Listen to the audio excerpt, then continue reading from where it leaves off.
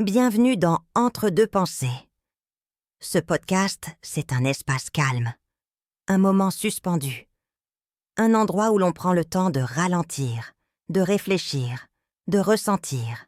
Ici, je parle de motivation, de doute, de passion, de cheminement personnel, de ces pensées qu'on garde souvent pour soi, mais qui nous accompagnent plus qu'on ne le croit. Installe-toi confortablement. Respire et prenons ce moment, ensemble. Il y a quelque chose dont on parle très peu quand on commence un projet.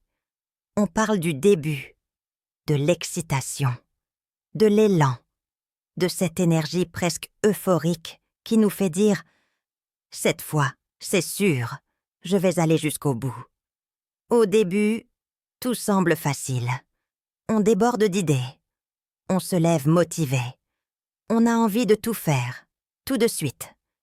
Mais il y a une phase dont personne ne parle vraiment. Le moment où l'enthousiasme redescend, où la nouveauté disparaît, où ça devient normal et parfois un peu plus lourd. La phase silencieuse dont personne ne parle, ce moment je l'ai vécu tellement de fois. Quand un projet n'est plus nouveau, quand l'excitation laisse place à la routine, quand on ne ressent plus ce feu du début. Et c'est étrange parce qu'on commence à douter. On se dit, peut-être que ce n'était pas vraiment pour moi. Peut-être que j'ai perdu la motivation. Peut-être que j'abandonne. Mais en réalité, ce n'est pas un problème de passion. C'est juste que la nouveauté s'est transformée en constance. Et ça, c'est beaucoup moins glamour. On confond passion et motivation permanente. On a grandi avec l'idée que, si on aime vraiment quelque chose, on devrait avoir envie tous les jours. Comme si la passion devait être intense, évidente, permanente. Mais ce n'est pas réel. Même ce qu'on aime profondément peut nous fatiguer. Même nos projets de cœur peuvent nous sembler lourds certains jours. Et ça ne veut pas dire qu'on n'est pas à la bonne place. Ça veut juste dire qu'on est humain. Ce qui fait la différence, ce n'est pas le début. Commencer, c'est facile. Tout le monde peut commencer.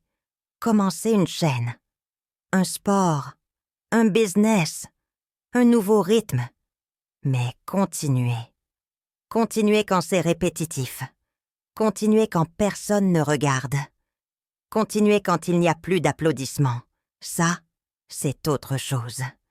Et c'est exactement là que tout se joue. Les jours ordinaires comptent plus que les grands élans.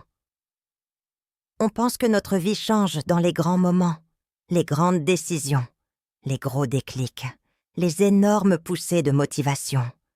Mais la vérité, c'est que notre vie se construit surtout dans les jours banals, les jours où on fait juste le minimum, les jours où on n'a pas spécialement envie, les jours où personne ne voit nos efforts. C'est là que se crée la vraie différence, pas dans l'intensité, dans la régularité. Apprendre à aimer la lenteur. Je crois qu'on sous-estime la puissance de la lenteur. On veut des résultats rapides, des changements visibles, des preuves immédiates. Mais évoluer, construire quelque chose, créer, c'est souvent très lent, presque invisible, et parfois frustrant. Alors il faut apprendre à apprécier le processus, pas seulement le résultat. Apprendre à aimer le simple fait d'être là, de continuer, même doucement. La discipline devient un refuge. C'est là que la discipline prend tout son sens. Pas la discipline dure, pas celle qui nous punit, mais celle qui nous rassure. Celle qui dit « Je ne sais pas si j'ai envie aujourd'hui, mais je vais quand même faire un petit pas. » Juste un.